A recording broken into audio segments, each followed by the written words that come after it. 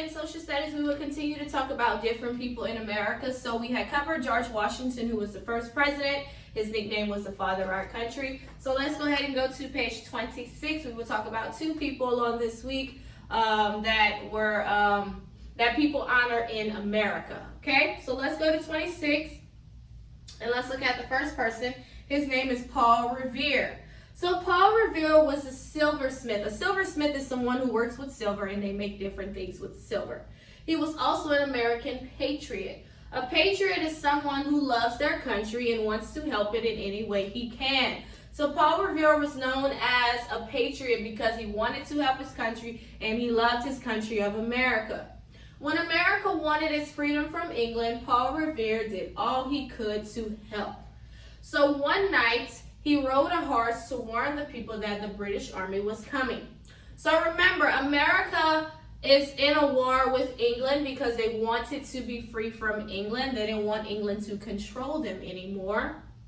And so Paul Revere, he had got word that the British were planning a secret attack. They were trying to attack the people like late at night in secret. And Paul Revere heard about it. So what he wanted to do was go and warn everybody and get them ready, because if an army does a secret attack, that's really bad for the people that they attack because you weren't ready for it. So Paul Revere went out that night, bravely went out, and he rode through the town on a horse warning people that the British Army was coming. And so because of this, a lot of people were able to prepare and get ready for the British Army that was coming to attack. And so this was brave. That's why he's called a patriot, because he loved his country and he wanted to help it. He didn't want to just allow the British to come in and attack his country, and a lot of lives would have been lost. So that's what Paul Revere did. He rode through the town and shouted, "The British are coming, the British are coming," so that everyone could be safe. So that's Paul Revere. Let's go to 27. Next, we will talk about a man named Benjamin Franklin. Benjamin Franklin was a very wise and great American. He did all he could to help America grow strong. He did not have much of a chance to go to school, but that did not stop him from learning. He worked hard to teach himself new things. When he was 12 years old, he began to print books.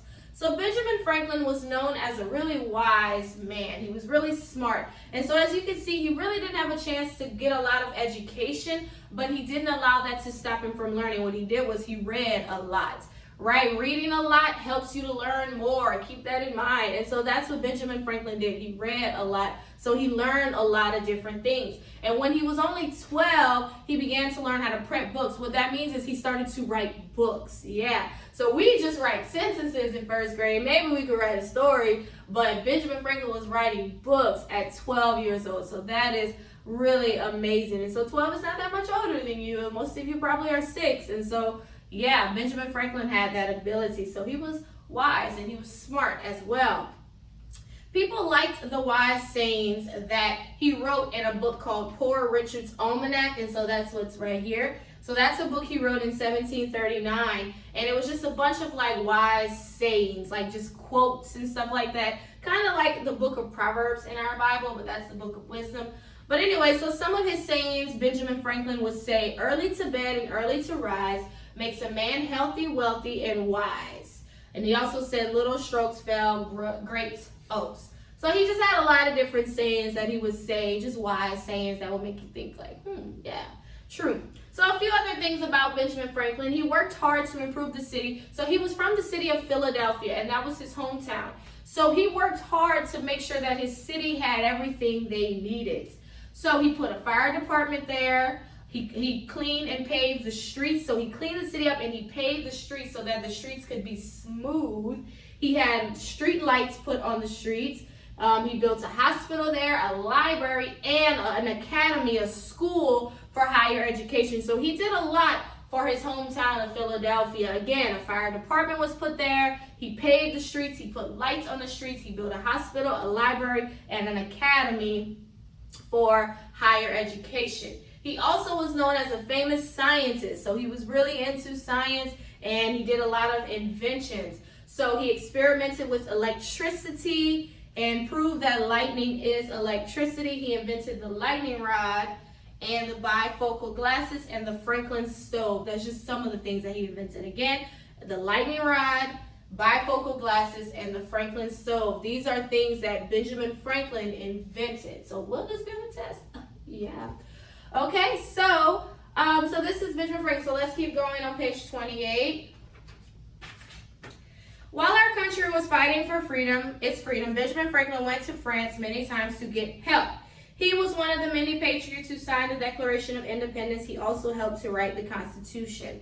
So another important thing about him is whenever we were really trying to be free from England, France was a friend to America, and Benjamin Franklin went there and kind of got help for America. Whenever America wrote that Declaration of Independence, which was written to say that we wanted to be a free country, he was one of the people who signed it, and he also helped to write the Constitution, which are the laws in America.